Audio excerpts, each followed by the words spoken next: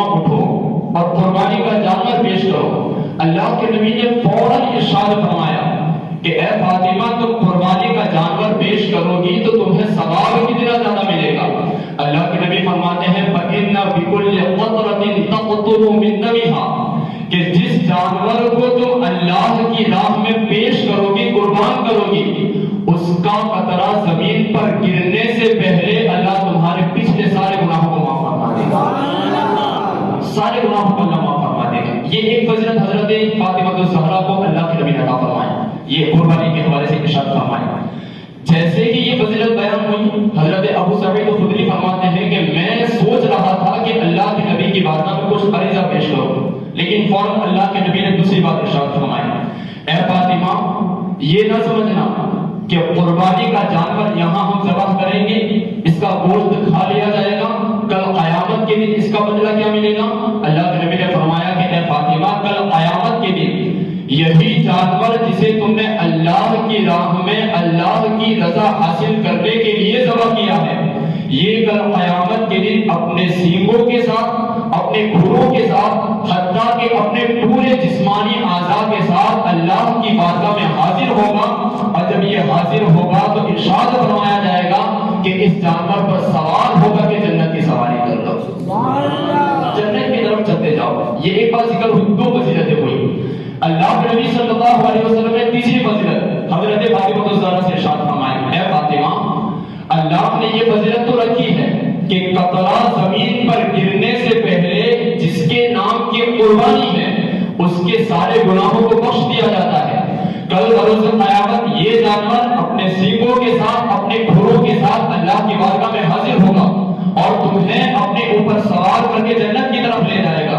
اللہ کے نبی ارشاد فرماتے ہیں جب ذبح کیا جاتا ہے جانور کو، اس کا ایک قطرہ ابھی زمین پر گرتا نہیں، گرنے سے پہلے اللہ کی بارگاہ میں وہ قربانی مقبول ہو جائے گا۔ یہ تین فضیلت ہے اللہ کے نبی نے حضرت فاطمہ کو سنائی، یہ ارشاد فرمایا اور پھر ارشاد فرمایا کل قیامت کے دن یہ جانور جب آئے گا نا تو ہم جانور کو ذبح کرتے ہیں تو گوشت کا وزن کرتے ہیں کہ اتنے کلو ہمارے جانور کا گوشت نکلا، ہم جو بیسٹ چیزیں ہوتی ہیں آتے ہیں اوجڑی ہیں ان کو ہم دفن کر دیتے ہیں، جو اوپر کا چمڑا ہوتا ہے اسے بھی ہم دفن کر دیتے ہیں، اس کا وزن نہیں کیا جاتا۔ لیکن کل قیامت کے دن یہی جانور آئے گا تو اپنے پورے جسمانی اعضاء کے ساتھ آئے گا۔ اللہ کے نبی ارشاد فرماتے ہیں اے مسلمانوں یہ قربانی کے جانور کو اللہ کی رضا حاصل کرنے کے لیے اللہ کی راہ میں قربان کیا کرو۔ کیوں قربان کیا کرو؟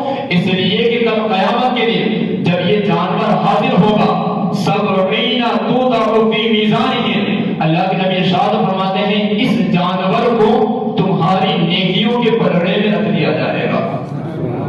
کل قیامت کے دن نیکیوں کی ضرورت کس کو نہیں ہوگی؟ ہر ایک کو نیکی کی ضرورت ہے، حتیٰ کہ ایک ایک نیکی کے لیے ہر انسان ترستا ہوگا، تڑپتا رہے گا۔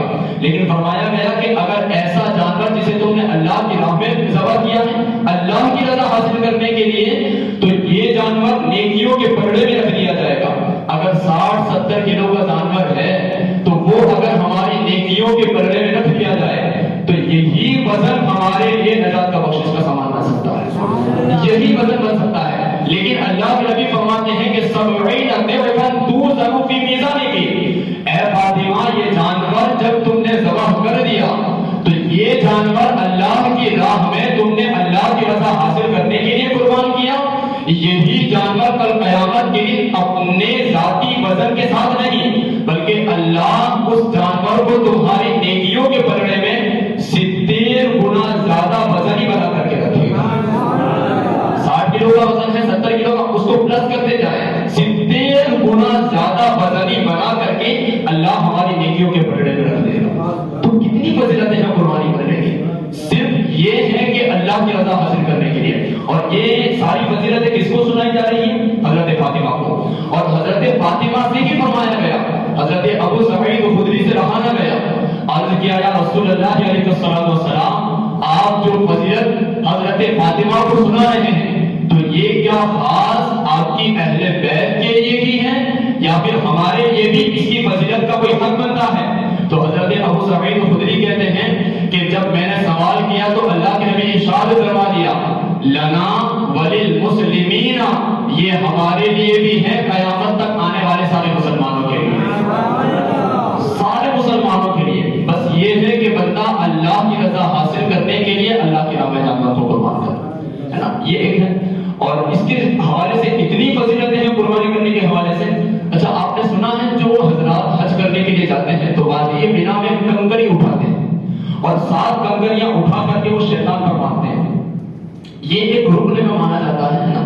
اس کے بارے میں بیان کیا گیا کہ ایک شخص کو خواب میں دیکھا گیا، اس سے پوچھا گیا کہ تیرے مرنے کے بعد تیرا محاسبہ کیسا ہوا، تیرے ساتھ کیا فیصلہ ہوا؟ تو اس نے کہا کہ میری بدعملیوں کی وجہ سے، میرے اعمال اتنے اچھے نہیں تھے، میری بدعملیوں کی وجہ سے فرشتوں کو حکم دیا گیا کہ اسے جہنم میں ڈال دیا جائے، جہنم میں ڈال دیا جائے۔ جب اس کو فرشتے اٹھا کر کے جہنم کی طرف لے جا رہے تھے، لہا 7 ابواب، جہنم کے 7 دروازے ہیں، ہر دروازے پر جب اس کو لے جایا جا رہا تھا تو ایک بڑا پتھر آ کر کے اسے جہنم میں جانے سے روک رہا تھا۔ پھر دوسرے دروازے پر گئے، وہی حالت تھا، تیسرے دروازے پر بھی گئے تو دروازے کے اوپر ہی ایک بڑا پتھر چٹان کی شکل میں آ کر کے رک جاتا، اسے جہنم میں لے جانے کی اجازت نہ دیتا۔ سارے فرشتے جسے جہنم میں لے جانے کا حکم ہوا تھا 7 دروازوں پر گئے، اس کے بعد انہوں نے عاجز آ کر کے اللہ کی بات کا فیصلہ پیش کیا، مولا اسے جہنم میں لے جانے کا حکم ہے، لیکن عجیب معاملہ ہے، ہر دروازے پر ایک بڑی چٹان نما شکل کا پتھر آ کر کے کھڑا ہو جاتا ہے، آخر اس کی وجہ کیا ہے؟ تو اللہ رب العزت کی طرف سے حکم ہوتا ہے، ارشاد ہوتا ہے، اے میرے فرشتوں، یہ وہ بندہ ہے جب یہ وادی مینا میں گیا تھا، اس نے 7 کنکریاں اٹھائی تھی، ہر کنکر کو اس نے میرے ایک ہونے پر گواہ بنایا تھا، ہر کنکر کو میرے ایک ہونے کا گواہ بنایا تھا، میرے محبوب کو آخری نبی، اس کی نبوت اور رسالت کے حق ہونے پر گواہ بنایا تھا۔ یہ پتھر جسے اللہ کے ایک ہونے پر گواہ بنایا جائے، نبوت اور رسالت کے حق ہونے پر گواہ بنایا جائے، وہ چھوٹا سا پتھر بڑی چٹان کی شکل میں آ کر کے جہنم کے دروازے پر بیٹھ جائے، اسے جہنم میں نہ جانے دے، تو ہم جو جانور اللہ کی راہ میں اللہ کا نام لے کر کے ذبح کرتے ہیں، اللہ کے نبی نے ارشاد فرمایا کانت لہو حجاب من النار، یہی قربانی کا جانور کا قیامت کے لیے جہنم اور تمہارے درمیان ڈھال بن جائے گا۔ کتنی فضیلت ہے قربانی کرنے کی، بس یہ ہے کہ ہم ان فضیلتوں کو سمجھیں، سمجھنے کی کوشش کریں۔ اور ایک فضیلت اس کے حوالے سے بھی بیان کی جاتی ہے کہ پل صراط جو جہنم کے اوپر پل بنایا گیا ہے، ادق من الشعر واحد من السیف، اس کے بارے میں بیان کیا گیا ہے، وہ بال سے زیادہ باریک، تلوار سے بھی زیادہ تیز، ہر ایک کو اسی پر سوار ہو کر کے جنت کی طرف جانا ہے۔ فرمایا گیا سمنوا ضحایاکم فانھا علی الصراط مطایاکم، اپنے جانوروں کی پرورش اچھے سے کرو، انہیں خوب کھلا پلا کر کے موٹا تازہ پروا کرو، اس لیے کہ کل قیامت کے دن یہ سواریاں بنیں گی، اور جب یہ سواریاں بنیں گی تو تمہیں اپنے پیٹھ پر سوار کر کے جو پل صراط بال سے زیادہ باریک، تلوار سے زیادہ تیز ہے، اس کے اوپر سے بڑی آسانی کے ساتھ تمہیں سوار کر کے جنت کی طرف لے جائیں گے۔ یہ قربانی کرنے کی فضیلت ہے، بے شمار اس کے حوالے سے فضیلتیں ہیں قربانی کرنے کے حوالے سے، لیکن کچھ مسائل بھی ہیں اس کے حوالے سے، کس پر قربانی واجب ہے، قربانی کرنے کے شرائط کیا ہیں۔ تو قربانی کرنے کے حوالے سے فقہاء کرام، مفتیان کرام اور بزرگان دین نے فرمایا ہے کہ قربانی کرنے کے حوالے سے بنیادی 4 شرطیں ہیں۔ کتنی شرطیں آپ کو سیکھنا پڑے گا، سمجھنا پڑے گا۔ پہلی شرط ہے مسلمان ہونا۔ کیا شرط ہے؟ مسلمان، یعنی مسلمان کیسا مسلمان ہونا؟ عام مسلمان نہیں، فرمایا گیا سنی صحیح العقیدہ مسلمان ہونا، سنی صحیح العقیدہ مسلمان ہونا۔ پھر فرمایا گیا مقیم ہونا، مسافر نہ ہونا، یعنی اپنے شہر اپنے گاؤں میں ہونا، حالت سفر میں نہ ہونا۔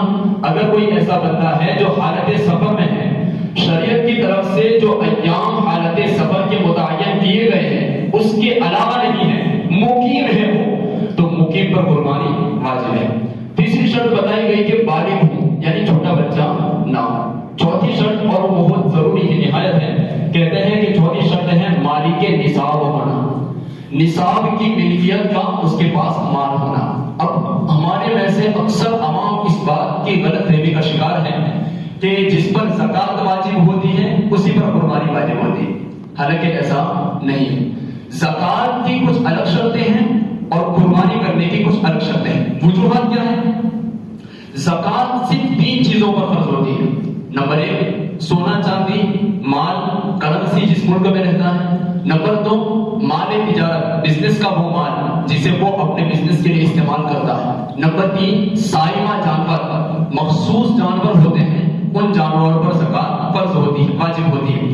ان 3 کے علاوہ اگر انسان کے پاس کچھ بھی ہے تو اس کے اوپر زکات واجب نہیں ہے. ان 3 کو ملا کر کے اگر وہ مالی کے نصاب ہو جاتا ہے تو اس پر زکات ہے. لیکن قربانی کے اندر ایسا نہیں ہے. اسے آپ یوں سمجھیے انسان کے پاس ایک مکان اپنا ذاتی مکان ہے جس میں وہ رہتا ہے اور اسی انسان کے پاس دوسرا مکان ہے جسے اس نے بیچنے کے لیے خریدا ہے.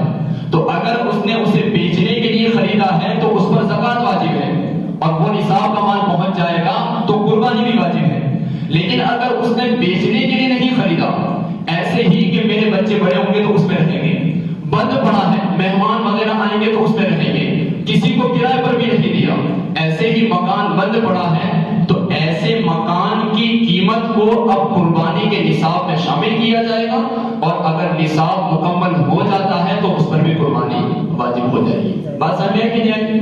ایسے ہی دوسرا مسئلہ کہ اگر مثال کے طور پر انسان کا مکان ہے ایک 2 منزل کا مکان ہے, پہلی منزل پر وہ رہتا ہے, دوسری منزل پر نہ اس نے کوئی سامان رکھا ہے نہ ہی اس منزل پر وہ رہنے کے لیے جاتا ہے سونے کے لیے جاتا ہے, آرام بند پڑا ہے تو بند ہی ہے, اسے استعمال نہیں کرتا ہے. تو اس صورت میں وہ دوسری منزل کی بھی قیمت شمار کی جائے گی اور اسے بھی قربانی کے نصاب میں شامل کر کے دیکھا جائے گا کہ نصاب تک مال پہنچ جاتا ہے کہ نہیں. اگر پہنچ جاتا ہے تو اس پر قربانی واجب ہے, لیکن ایسی جگہ پر زکات واجب نہیں ہوگی.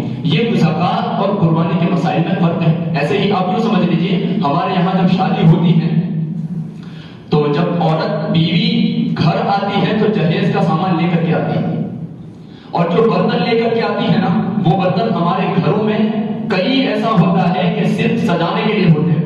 سال بھر گزر جاتا ہے اس کو نہ استعمال کیا جاتا ہے نہ اس میں کھانا بنایا جاتا ہے نہ کھایا جاتا ہے. تو اگر ایسے برتنوں کو سنبھال کر کے رکھا گیا ہے جن کا استعمال ہوتا ہی نہیں ہے, حاجت اصلیہ سے زائد ہے, اگر وہ برتن بھی نکالے جائیں اور ان کی بھی قیمت لگائی جائے اور وہ بھی نصاب کا مال پہنچ جاتا ہے تو اس پر بھی قربانی واجب ہے.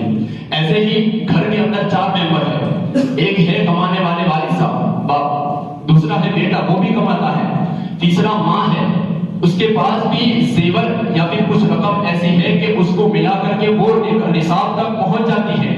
جو بیوی آئی ہے بیٹے کی وہ بیوی بھی اپنے ساتھ کچھ زیور لے کر کے آئی ہے جس کو ملا کر کے وہ خود الگ نصاب تک پہنچ جاتا ہے. تو ان ساری صورتوں میں ہمارے یہاں یہ ہوتا ہے کہ ایک گھر سے ایک ہی قربانی کر دیتے ہیں تو سمجھتے ہیں کہ گھر سے ایک قربانی ہو گئی تو ہو گئی, سب کی طرف سے ادا ہو گئی. ایسا نہیں ہے, ہر ایک کا نصاب الگ الگ ہے اور سب کا نصاب ملکیت تک پہنچ جاتا ہے. تو گھر میں اگر 4 ممبر ہیں تو چاروں پر قربانی واجب ہوگی. یہ مسائل ہے, اس کو سمجھنا ہوگا, بڑے پیچیدہ مسائل ہے. اور اگر یہ مسائل آپ کو سمجھ میں نہ آئے تو اپنے قریبی ائمہ اور بڑے بڑے علماء کرام سے آپ رابطہ کر سکتے ہیں, یہ ضروری ہے. کبھی کبھار ایسا ہوتا ہے, ہر سال ایسا ہوتا ہے کہ کتنے لوگ ایسے ہیں جو زکات کے نصاب کو اور قربانی کے نصاب کو ایک سمجھ کر کے کئی مرتبہ اپنے قربانی کے واجب ہونے کو چھوڑ دیتے ہیں اور ہمیشہ گنہگار ہوتے ہیں. اور فرمایا گیا کہ جسے پتا ہے کہ اس پر قربانی واجب ہے پھر بھی وہ قربانی نہ کرے تو اللہ کے نبی نے کیا حکم فرمایا ہے, ایسا شخص جس پر قربانی واجب ہے اور وہ قربانی نہیں کرتا ہے وہ ہماری عیدگاہ کے قریب بھی نہ آئے. کتنی بڑی بات کہتے ہیں. عیدگاہ ایک وہ مقام ہے جہاں سال میں صرف 2 مرتبہ مسلمان جمع ہوتے ہیں, عید کی نماز اور بقرہ عید کی نماز, اور عام طور سے عیدگاہ میں نماز جنازہ ادا کروائی جاتی ہے. لیکن یہ 2 نمازیں ایسی ہیں کہ جن نمازوں کے وقت میں وہ عیدگاہ میں حاضر ہوتے ہیں. ہمارے نبی نے فرمایا کہ جس پر قربانی واجب ہے اگر وہ قربانی نہیں کرتا ہے تو وہ ہماری عیدگاہ کے قریب بھی نہ آئے. کتنی بڑی بات ہے. اکثر ایسا ہوتا ہے کہ ہمارے یہاں قربانی نہیں کی جاتی ہے ان مسائل کو جانتے ہوئے بھی. اس لیے کوشش کرنی چاہیے کہ ان مسائل کو جان کر ہم اللہ کی راہ میں جانور کو قربان کریں. اور قربانی کی فضیلت کے حوالے سے یہاں تک ارشاد فرمایا گیا کہ قربانی اللہ رب العزت کی طرف سے اتنی بڑی نعمت ہے کہ جو بندہ قربانی کرتا ہے اور قربانی کے بدلے میں اللہ کتنی نیکی عطا فرماتا ہے. تو ایک صحابی نے عرض کی ما هذه الاضاحی یا رسول اللہ، یا رسول اللہ یہ قربانیاں کیا ہے؟ تو اللہ کے نبی نے ارشاد فرمایا سنت ابیکم ابراہیم، یہ تمہارے باپ حضرت ابراہیم علیہ السلام کی سنت ہے. یہ حضرت ابراہیم کی سنت ہے لیکن ہمارے اوپر واجب کرا دی گئی. پھر فرمایا عرض کیا گیا یا رسول اللہ فما لنا فیہا یا رسول اللہ، یا رسول اللہ ہمارے لیے اس قربانی کے اندر کیا رکھا ہے، کتنا ثواب ہے؟ اللہ کے نبی ارشاد فرماتے ہیں بِكُلِّ شَارَةٍ حَسَنَةٌ، جس جانور کو تم قربان کر رہے ہو اس کے ہر بال کے بدلے میں اللہ تمہیں نیکی عطا فرمائے گا، حسنہ عطا فرمائے گا. پھر عرض کیا کہ فَالصُّوفُ یا رسول اللہ، یا رسول اللہ اون کے بارے میں کیا حکم ہے؟ تو اللہ کے نبی نے ارشاد فرمایا اون بھی بِكُلِّ شَارَةٍ فَالصُّوفُ مِنَ الْحَسَنَةِ.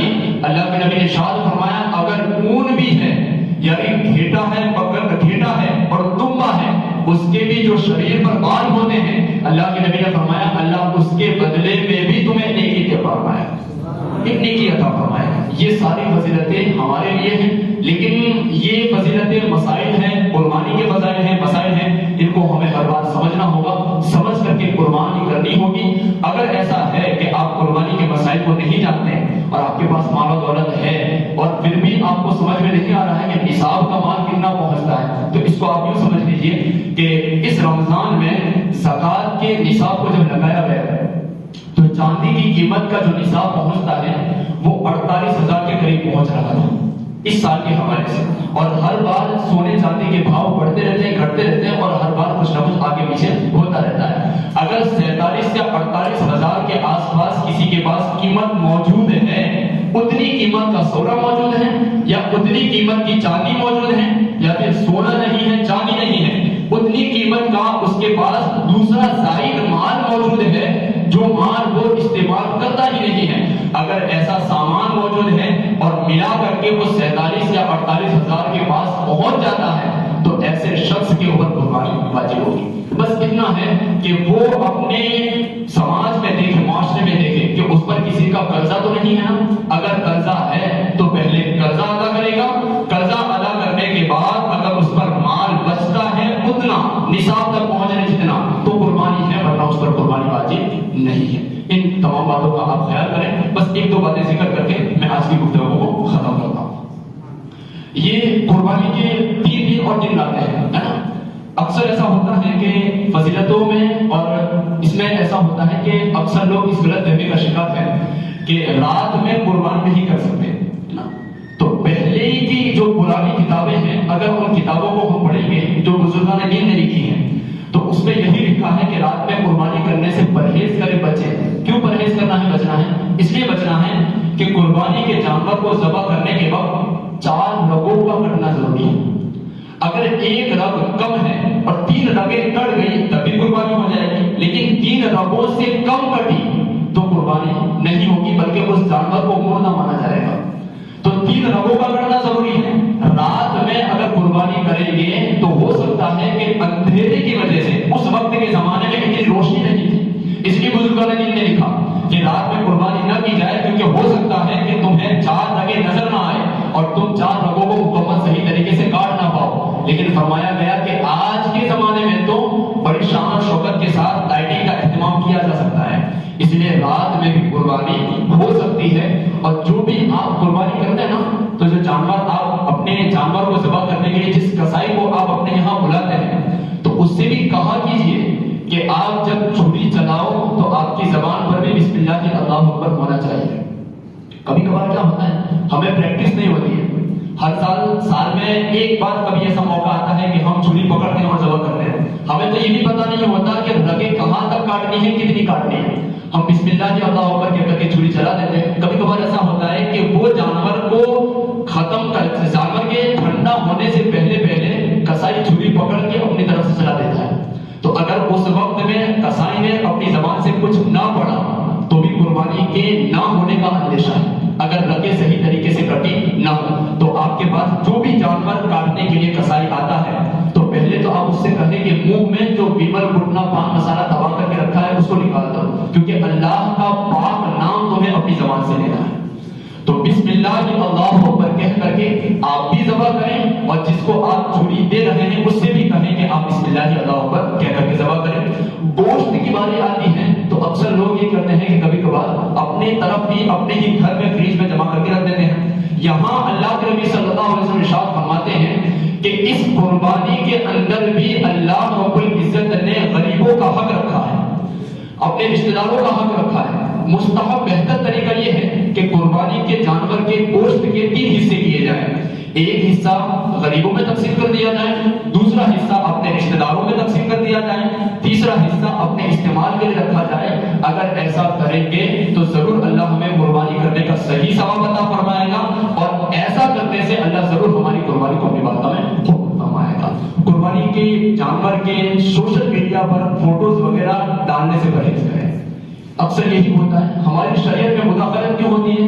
کیونکہ ہم نے ہی اپنے ہاتھوں سے اپنی شریعت کا لوگوں کے درمیان تماشا بنایا ہوتا ہے. تو اس سے بھی آپ پرہیز کریں، ہے نا. سوشل میڈیا پر کھلے قربانی کے جانور کو فوٹوز وغیرہ ہے، ویڈیوز وغیرہ ہے، یہ بھی ڈالنے سے پرہیز کریں. اور بتایا گیا جب بھی جانور کو ذبح کرو، اگر سرے عام ذبح کر رہے ہو جہاں لوگوں کی آمد و رفت ہے، آنے جانے کا راستہ ہے، تو چاروں طرف سے پردہ کر لو. پردہ کرنے کے بعد آپ وہاں پر ذبح کرو تاکہ کسی غیر مسلم کی نظر پڑے تو وہ بھی یہ نہ دیکھ سکے کہ اندر کیا ہو رہا ہے. پرہیز کرنے کا حکم ہے نا. وہ لوگ دیکھتے ہیں پھر سوال اٹھاتے ہیں. اس لیے اہتمام کے ساتھ قربانی کریں. اللہ تبارک و تعالیٰ ہمیں قربانی کی فضیلت و برکتوں سے مالا مال فرمائے.